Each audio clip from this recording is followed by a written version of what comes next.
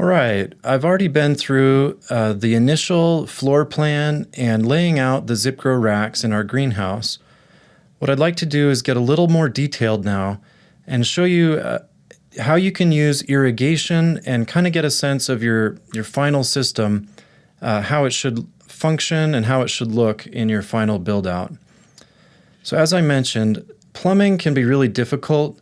We don't really need to do plumbing just for our basic business planning, but a lot of our partners and our community are asking questions about how do I lay out my irrigation? How do I set up different zones for my plumbing? And so it can help just to have an idea how to manipulate the parts of your system. The first thing I want to say is you should get familiar with working with layers. This really lets me work on different parts of the greenhouse, and I can hide things and work on a part of the greenhouse without getting other things in the way.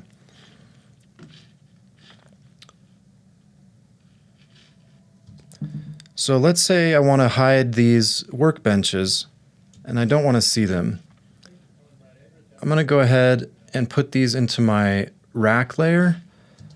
I'll highlight the two workbenches. I'm going to go to my entity info. I can right click on the unit and it should bring up entity. And I want to put them in the rack layer so they're no longer visible. Now I just want to work on my drainage layer. So I'm going to highlight that layer and I'm going to get rid of the other stuff. This gives me the ability to just work on one part of the system at a time. You can see that this is a component, which means I have to break it apart if I want to work on it. So I'll double click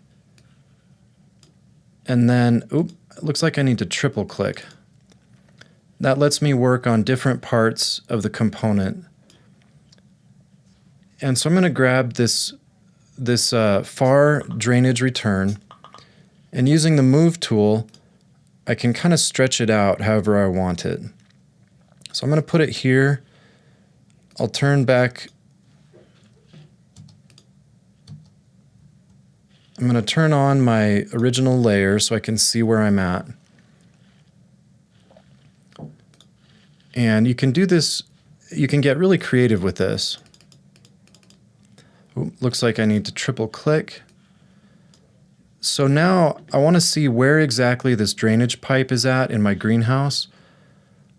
I have this part highlighted, so I'll turn on the layer for my greenhouse, and then using the move tool, I can stretch it out or bring it in however I want.